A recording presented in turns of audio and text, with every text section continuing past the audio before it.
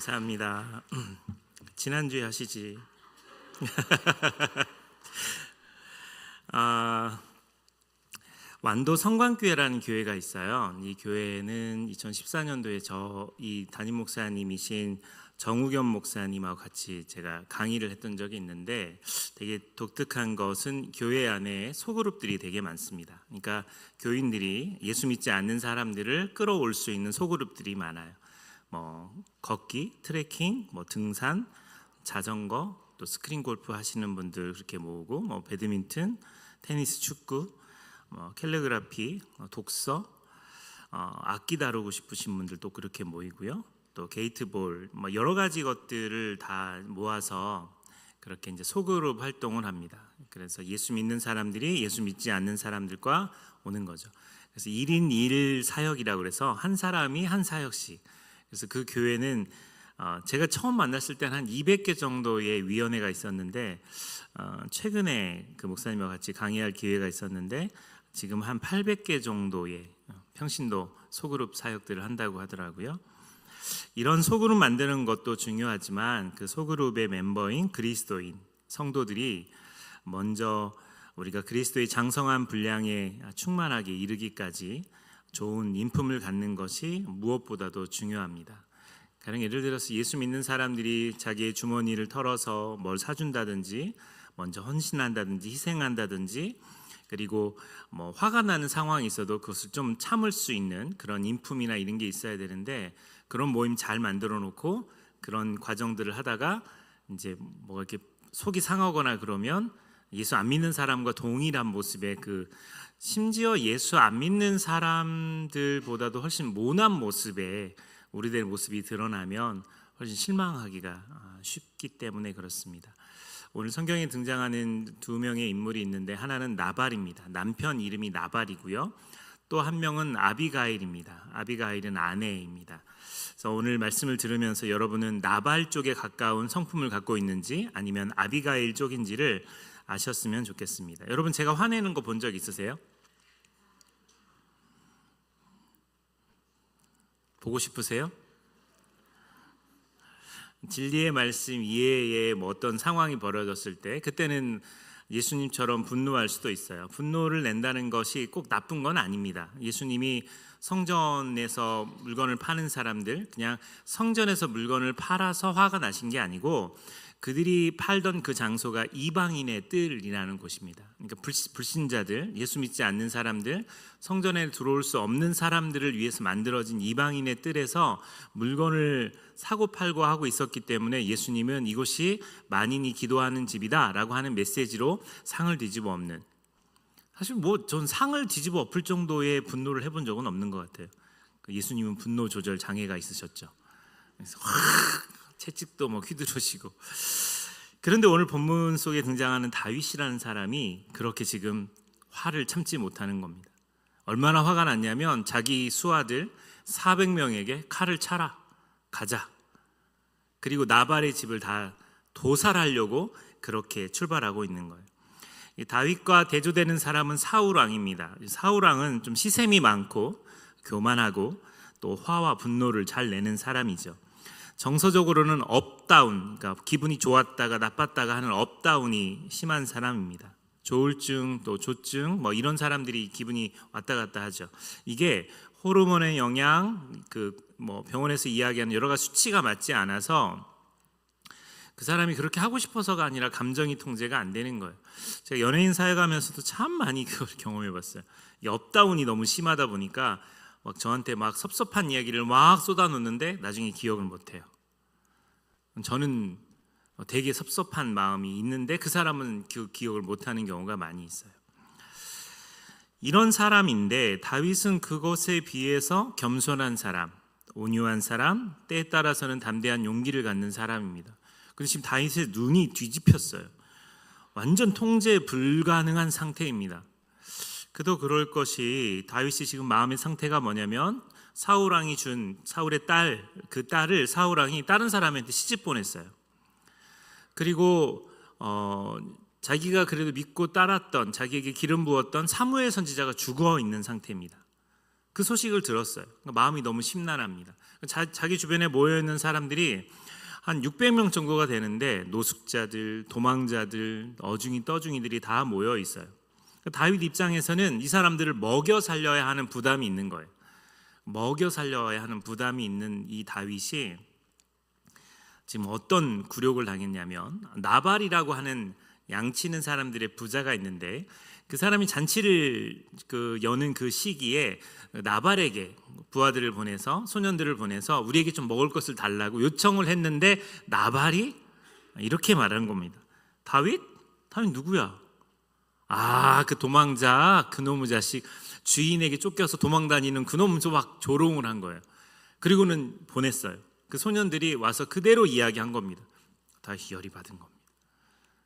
다 칼차 따라와. 그리고는 지금 나발의 집안을 완전히 멸하려고 가고 있는 거예요.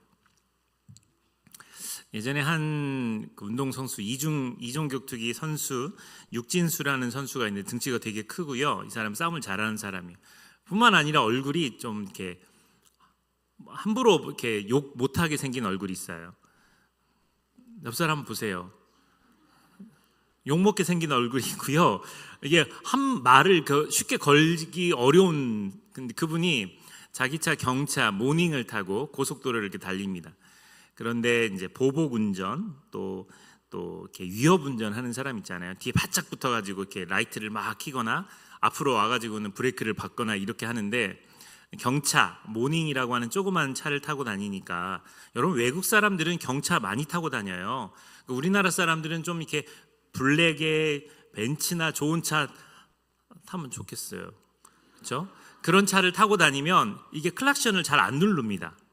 그런 차들은.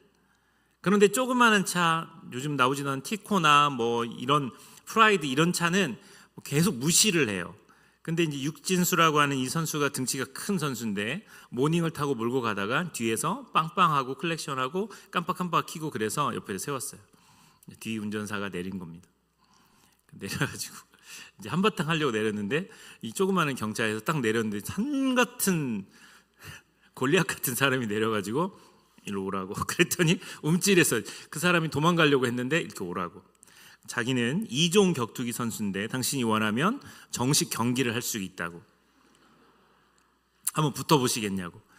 그랬더니 그 사람이, 이게 이제 카메라로 찍힌 거예요. 이제 그 사람이 죄송하다고 사과를 하고, 그러면서 이게 약한 사람이라고 생각하고 작은 차라고 무시하고 이러면 되겠느냐고.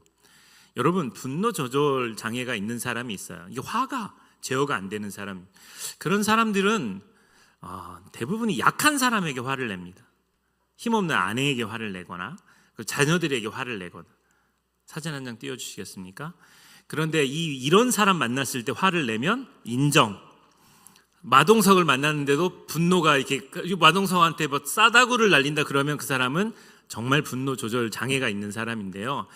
대부분 저 마동석이 나온 영화 중에 좀비가 이렇게 나오는 영화가 있어요. 그래서 좀비가 막 이렇게 가다가 마동석이 나오니까 갑자기 휙 뒤로 돌아서 도망가는 장면이 한번 나온 적이 있어요. 좀비 아닌 거죠. 좀비 아닌 거죠. 좀비도 아닌 거예요. 그러니까 분노 조절이라고 하는 것이 잘 안 된다고 말할 때는 자기가 통제가 안 되는 상황이 되는 겁니다. 지금 다윗이 보기 드물게 이렇게 되어 있어요. 다윗이 왜 분노 조절이 안 됐냐면 나발을 만났기 때문에 그렇습니다. 나발의 이야기를 들으니까 나발처럼 되어버린 거예요. 나발 같은 사람이 우리 주변에 얼마나 많은지 몰라요. 이기적이고 깐죽거리고 그리고 괴롭히고 나를 무시하고 이런 사람들이 우리 주변에 많아요. 떠오르는 사람 있죠? 아니, 남편들 말고요. 난 너무 다들 남편 생각, 남편이나 아내나 가장 가까운 사람들이 그럴 수 있어요. 근데 참 이건 뭐 쉽게 관계를 끊을 수 있는 관계는 아니잖아요. 근데 우리 주변에서 일상을 살다 보면 그런 사람들이 참 허다하게 많아요. 나발 같은 사람들이 많아요. 무시하고 안하무인해, 자기밖에 모르고, 그래서 상대방을 좀 이렇게 깔아내려야 좋은, 기분 좋아하는 그런 사람. 오늘 아비가일 같은 사람의 모습을 여러분과 함께 나누고 싶습니다. 이 아비가일은 나발이 그렇게 다윗의 부하들을 보냈다는 얘기를 듣자마자 곧바로 하인들에게 빵, 포도주, 양고기, 볶은 곡식, 검 포도 뭉치, 무화과 뭉치 이 모든 것을 나귀 위에 싣고 다윗을 향해 갑니다. 이 참 아비가일 같은 사람이 너무 멋있는 사람이에요. 그리고는 불같이 화가 나서 400명이나 무장하고 달려오고 있는 다윗 앞에 섭니다. 잠언 말씀에 보면 경우에 합당한 말, 이 말이 우리 믿는 자들이 해야 될 언어라고 이야기해요. 상대의 마음을 헤아리는 말, 상대가 지금 어떤 마음 상태인지를 헤아려 그 마음을 어루만지는 말을 경우에 합당한 말이라고 이야기합니다. 그러니까 우리 믿는 사람들은 그런 언어를 사용해야 돼요. 어느 날 제가 신문을 보고 있는데 제 아내가 이제 저한테 무슨 말을 걸었어요. 제가 건성으로 대답했어요. 알겠어요. 네, 이렇게. 그랬더니 5살짜리 제 첫째 딸 윤지가 아빠, 그것은 경청이 아니에요. 그래서 제가 뭐라고? 경청? 네, 그건 경청이 아니에요. 그래서 제가 물어봤어요. 경청이 뭔데? 그랬더니 경청이란 상대방의 말과 행동을 잘 집중해 들어 상대방이 얼마나 소중한지 인정해 주는 게 경청이에요. 저는 제 딸이 천재인 줄 알았어요. 이 영재구나. 얘 와 인품이 이렇게 좋다니. 나중에 보니까 어린이집에서 성품 교육을 가르치는데 지금 우리 주일학교 아이들도 성품에 대한 이야기를 하더라고요. 경청 성품의 정의를 달달달 외우게 하고 노래로 부르게 하고 하니까 애가 외워놓은 거예요. 제가 이렇게 반문했어요. 그럼 경청을 어떻게 해야 되니? 그랬더니 눈은 반짝, 귀는 쫑긋 그러면서 이렇게 엄마 아빠가 서로 얼굴을 보면서 이야기를 하라는 거예요. 그래서 여보 아까 뭐라 그랬지? 그랬더니 집사람 설거지하다 말고 이렇게 해서 이제 무슨 얘기를 대화를 했던 기억이 있어요. 여러분 이게 예수 믿는 사람들이 누려야 할 대화법입니다. 특히 이제 우리가 순장 교육들 나중에 제가 이제 더 시키겠지만 순장 교육을 하면 입금이가 있어요. 테이블 리더 아니면 전체를 주관하는 이제 순장이 되겠죠. 순장이 입금이를 할 때 섬김이는 뭐냐면 순장에게 물도 떠다 주고 순장이 뭐 이렇게 부탁하면 종이도 접어주고 뭐 하는 게 섬김이가 하는 일. 깔끔이가 있어요. 깔끔이가 뭐 하는 사람일까요? 모임 다 끝나고 난 다음에 청소하는 사람이에요. 깔끔이는 다 끝나고 난 다음에 방석도 다 접고 청소도 하고 그렇게 하는 깔끔이. 지킴이가 있어요. 지킴이는 뭐 하는 사람일까요? 지킴이는 쓸데없이 말을 이렇게 줄줄줄줄 해서 이렇게 이 말했다가 저 말했다 늘어지는 분들이 계세요. 그 사람 옆에서 30초 지났습니다. 자, 1분 지났습니다. 자, 1분 30초 지났습니다. 그만 이렇게 하는 게 지킴이에요. 그래서 한 사람이 주도를 해서 너무 많은 말을 하는 것을 멈추게 하는 거죠. 그러니까 소그룹은 그렇게 사람들을 잘 다루면서 그 일들을 하게 하는데 예수 믿는 사람들이 모였을 때 그 소그룹 안에 제일 중요한 건 이렇게 응대하는 겁니다. 무슨 사람이 어떤 이야기를 했어요. 너무 좋아요. 그리고 그 다음은요. 너무 잘하셨어요. 이렇게 하는 거예요.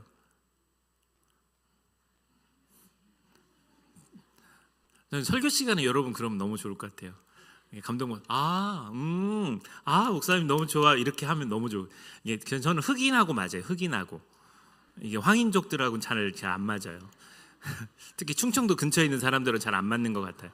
흑인들은 예배하다가도 예스 막 반응하고 그러거든요. 제가 미제이 사역할 때 연예인 아이들이 그 흥이 있어요. 그 흥이.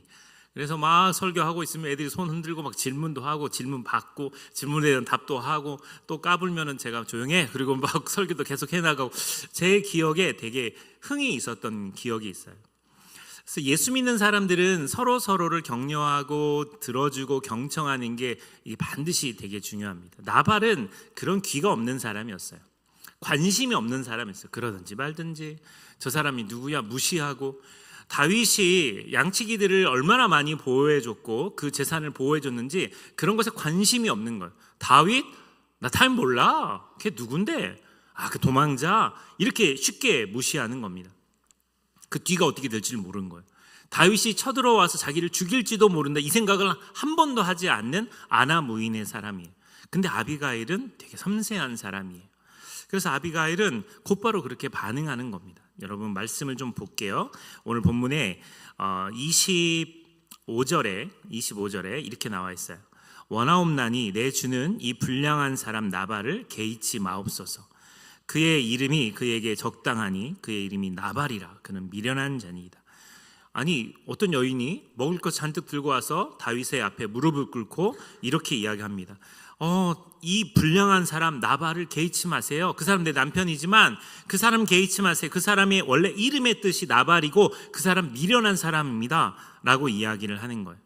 이게 곧바로 반응해서 그 상황에 맞는 경우의 말을 하는 겁니다. 저는 차 운전하면서 누가 끼어들어도 할렐루야 하나님 감사합니다 이렇게 하지 화를 낸 적이 없어요. 믿으시면 아멘. 화 나죠. 왜 안 나요? 근데 보세요. 이게 누가 확 끼어들었어. 저 교회 사용할 수 없는 용어를 이야기했어요. 근데 옆에 있던 제 아내가 여보, 당신 남부 전원교회 담임 목사예요. 그런 말 하면 안 되죠. 이렇게 하면 화가 풀릴까요? 열이 받을까요? 잘 모르겠어요, 여러분. 옆에 보조석에 있는 사람이 확 끼어들었어요. 근데 운전자가 화내기 전에 보조석에 있는 사람이 뭐야 미친 거 아니야? 그래서 화를 내잖아요. 그러면 운전자가 참아 괜찮아 사고 안 났잖아 이렇게 될 수 있어요. 이걸 모르시네. 옆에서 화를 내주면 대신 내주면 화를 낼 사람이 화를 안 내고 넘어갈 수 있어요. 감정이 정리가 될 수 있어요. 그런데 그렇지 않고 화를 지금 저 사람 때문에 문제가 돼서 내가 화가 났는데 화를 내는 것 때문에 나한테 비난이 오면 기분이 나쁘죠. 여러분한테 무슨 말이 안 통해요, 여러분. 너무 답답해요. 여러분, 내가 나중에 여러분 운전할 때 내가 옆에 타가지고 한번 볼 거예요. 여러분 얼마나 잘 운전하는지. 제 딸아이가 그런 거예요. 아빠는 왜 운전을 이렇게 난폭하게 해? 그렇게 안 해요. 운전면허도 없는 게 쥐가 뭐 한다고. 얘 초등학교 때 저한테 그랬어요. 그런데 원불교 그 교무인 원불교 목사님 역할을 하는 분의 차를 얘가 한번 탔나 봐요. 얘가 그래서 말끝마다 그런 거예요. 목사님은 운전을 그렇게 하는데 그 원불교 교무님은 운전을 되게 점잖게 한다는 거예요. 제가 그랬어요. 네가 탔으니까 그렇지. 네가 탔으니까 목사님 딸이 탔으니까 그분이 얌전하게 했겠지. 저 난폭하게 운전 안 하는데도 제 딸 아이는 이제 그렇게 이야기를 하는 거예요. 그래서 제가 이 아이가 운전면허를 딸 때를 기다려요. 그래서 보조석에 앉아서 정말 뭐라고 이야기하는지. 근데 너무 감사한 건 윤지는 저를 닮았어요. 그래서 얘가 어떻게 반응할지가 눈에 선해요. 자, 이 아비가일이라고 하는 사람은 지금 분노해 있는 이 사람과 다윗과 단 3분에서 5분 정도 대화를 한 겁니다. 지금 이 다윗이 어떤 상태라고요? 사람을 죽일 상태예요. 죽이도록 지금 미워하는 상태입니다. 그런데 이 3분에서 5분 정도의 대화 가운데 다윗의 마음이 녹아버립니다.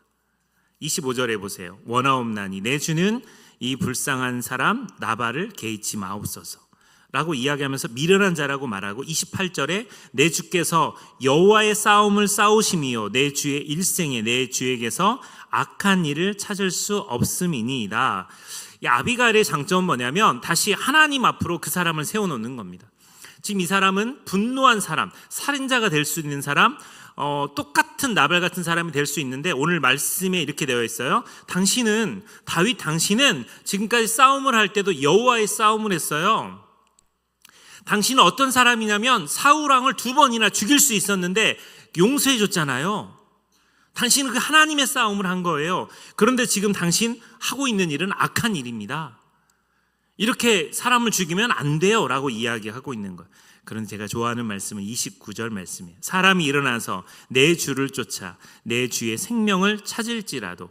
미친 왕 사울이 지금 다윗을 죽이려고 3,000명이나 풀어서 쫓았잖아요. 그렇게 당신의 생명을 찾으려고 했어도 주님께서 당신을 생명싸개 속에 덮어주셨어요. 그리고 결정적인 말이 내 주의 원수들의 생명은 물매로 던지듯 여호와께서 그것을 던지시리이다. 물매로 던지듯 하는 순간 다윗이 스쳐 지나가는 생각이 있어요.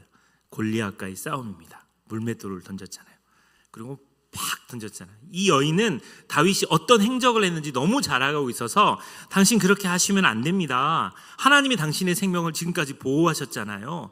그리고 당신이 그 일들을 할 때 물매를 던지듯 정말 여호와께서 그것을 던지실 거예요. 그러니까 이런 거 신경 쓰지 마세요 라고 말합니다. 사무엘상 25장 31절에 내 주께서 무죄한 피를 흘리셨다든지 내 주께서 친히 보복하셨다든지 함으로 말미암아 슬퍼하실 것도 없고 내 주의 마음에 걸릴 것도 없으신, 당신이 왕이 되셨을 때 혹시나 이 일이 문제가 될 수 있어요. 청문회에서 다윗 그때 왜 사람들 칼차게 하고 400명을 동원해서 갔습니까? 죽이려고 하는 거 아닙니까?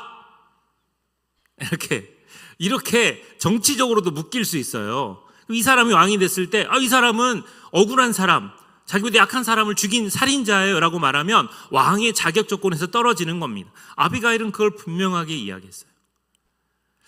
3분에서 5분 정도 사이에 분노한 사람의 마음을 완전히 녹여버린 겁니다. 저는 우리 교회 성도들이 이랬으면 좋겠어요. 나발은 한 명도 없고 아비가일들만 가득 찼으면 좋겠어요. 콘레드라고 하는 여의도에 있는 호텔은 사실 되게 비싼 호텔이에요. 그러니까 국빈들이 가는 호텔이기도 합니다. 그 호텔에서 그 사람들을 잘 안내하는 그런 매니저가 있어요. 이 매니저 사진 한번 띄워주시겠습니까? 이분 진짜 멋있는 분인데 이 매니저는 원래 조선호텔에서 일하던 분이세요. 지금 이분이 40년이 넘으셨을 것 같아요. 지금 나이가 거의 70세 가까운 분입니다. 이분은 조선호텔에서 일하다가 이 콘레드의 매니저로 스카웃 됐어요. 그리고는 지금 거의 40년 가까이 이 콘레드에서 사람들을 하는데, 재밌는 건 진상 고객입니다. 이런 거 있잖아요. 내가 누군지 알아. 내가 누군지 알아. 요즘 제가 여기서 너무 대우를 많이 받아요. 성도들이 저만 보면 눈빛에서 좋아하는 게 보여요. 지금 한번 해보세요, 여러분. 막 눈빛에서 2층은 별로 없어요. 2층은 여러분들은 죄를 많이 지어서 2층에 앉아 계신 건가요? 제 카메라 동선 때문에 이게 온라인으로 하시는 분들 때문에 제가 이렇게 쳐다보잖아요. 그럼 카메라에 예쁘게 안 나와요. 제가 2층을 잘 못 보는데, 그래서 저는 2층에 계신 분들은 죄를 많이 지은 분들이라고 생각해요. 기둥 뒤에 계신 분들은 정말 죄인인 분들. 근데 어쨌든 이렇게 막 반짝반짝 거리다가 수원역에 가서 길을 걷잖아요. 그러면 아무도 저한테 관심 없어요. 동네 아저씨예요, 저는. 근데 여기에 오면 제가 막 제 존재감이 이렇게 좋았나? 여기 천국이에요, 여러분. 너무 좋은 곳이에요. 이분은 그거를 너무 잘 아는 거예요. 내가 누군지 알아! 라고 말할 때 사람들은 저 또라이, 저 진상 이렇게 말하지만 그렇게 반응하지 않고, 선생님 죄송합니다, 선생님 명함 주실래요? 그러면 내가 누군지 알아라고 질문했잖아요. 그래서 명함을 줘요. 그러면 여기 회사에 여기 회장님이시군요. 이렇게 알아줘요. 예, 저 여기 신문 기사에서 봤는데 정말 대단한 분이시네 이렇게 이야기하면은 화가 났던 사람이 자기를 알아주니까 내가 이번에 당신 선생님 보고 내가 참습니다. 네? 내가 정말 화가 많이 났지만 선생님 보고 참아요. 그러면서 진상 고객들을 그렇게 대처한대요. 전 그래서 이분이 되게 멋지다고 생각해요. 교회도 마찬가지예요. 내가 누군지 알아? 라고 호소하는 사람들이 모이는 곳이에요. 이 땅을 살아가면서 힘들고 어렵고 부딪히는 일이 많고 자유함이 없고 행복함이 없는 사람들이 교회로 나와요. 그리고 그 사람들이 모여 있는 곳입니다. 그 사람들이 행복한 곳이 교회가 되어야 해요. 그런 교회가 우리 교회가 됐으면 좋겠어요. 아비가일은 그런 존재의 사람이고 그런 마음을 품었던 사람입니다. 지하철에서 한 취객이 소리를 지릅니다. 그리고 막 난동을 피워요. 그때 지하철 공무원들이 그 사람을 막고 계속 하려고 하니까 소리가 높아집니다. 그 사람도 동일하게 내가 누군지 알아!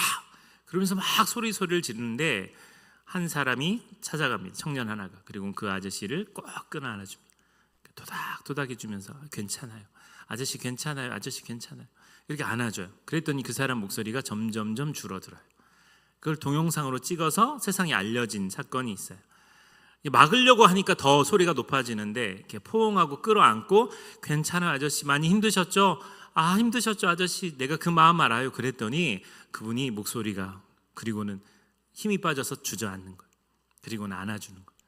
이게 진짜 교회가 해야 될 일 아닐까요?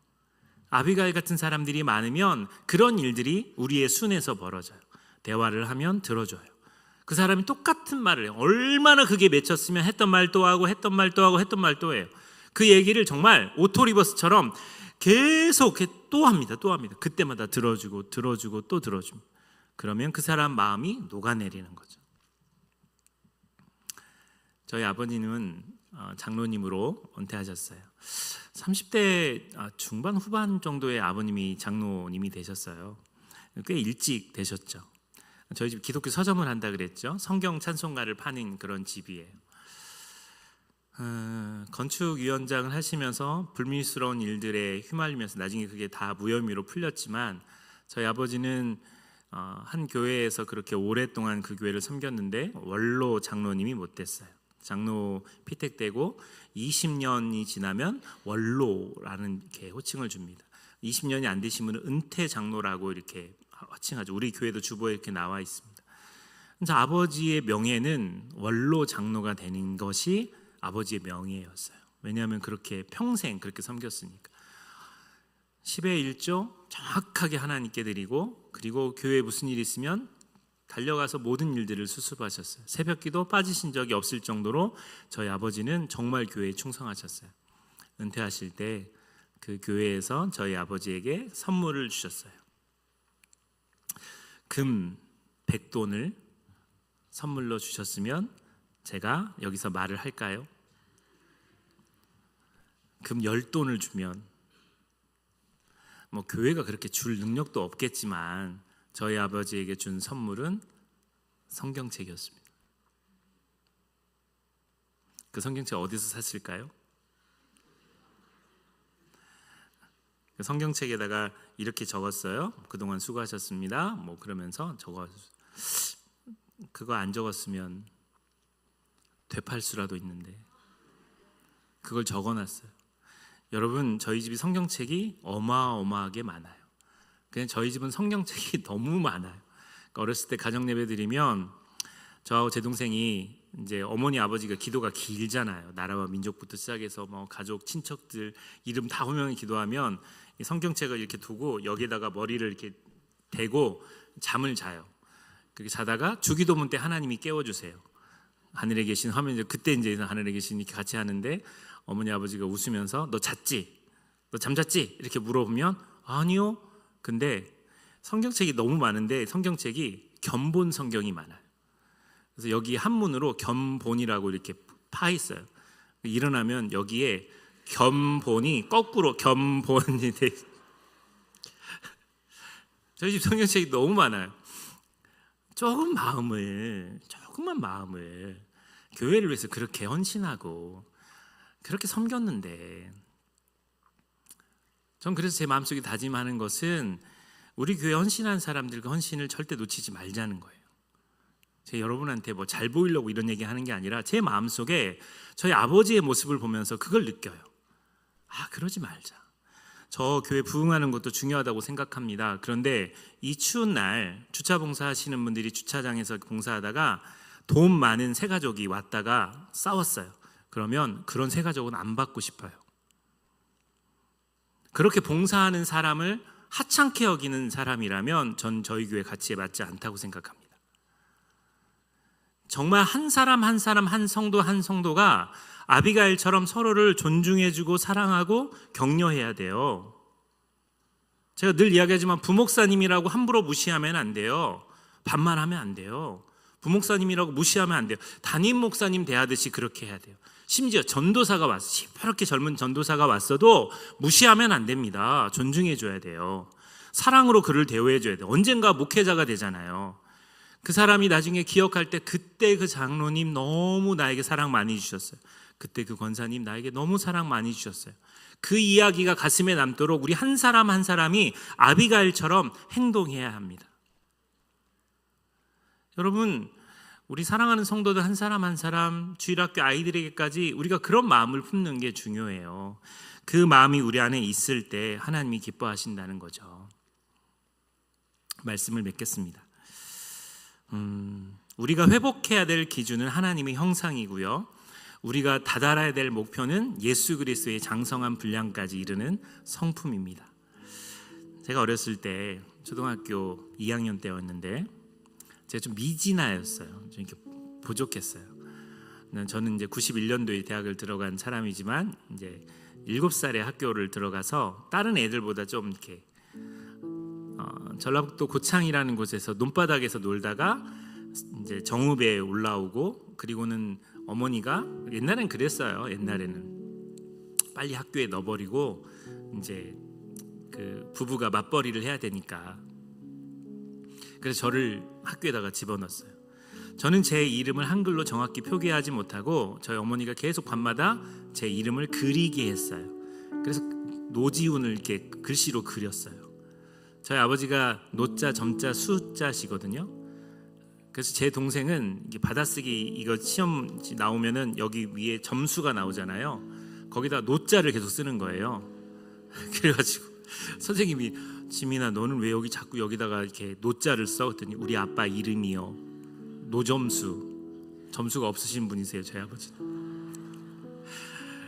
근데 저는 그런 것까지도 할 줄 모르고 갔어요. 첫째니까. 둘째는 그래도 한글 다 떼고 막 보냈지만, 그러니까 학교에 가서 계속 울기만 하는 거예요. 징징 짜고 울고 섭섭해도 울고 계속 우니까 선생님이나 아이들이 저를 좀 이상한 아이로 봤어요.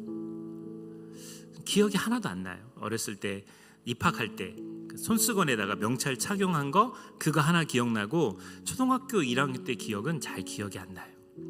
그리고 초등학교 2학년이 됐습니다. 역시 미진하고 똑똑하지 못한 제가 2학년이 됐을 때 우유값을 가지고 왔다가 잃어버린 아이가 발생하면서 이게 우리 학급에서 도둑이 있다라고 하는 오해가 생기고, 선생님이 종이를 하나씩 다 나눠주고 가져간 사람은 동그라미, 안 가지고 간 사람은 X표를 치라 그랬어요. 미진아, 나는 안 가지고 갔어. 그래서 동그라미를 쳤어요. 근데 옆에 짝꿍이 그걸 본 거예요. 도둑놈, 네가 가져갔어? 이렇게 이야기한 거예요.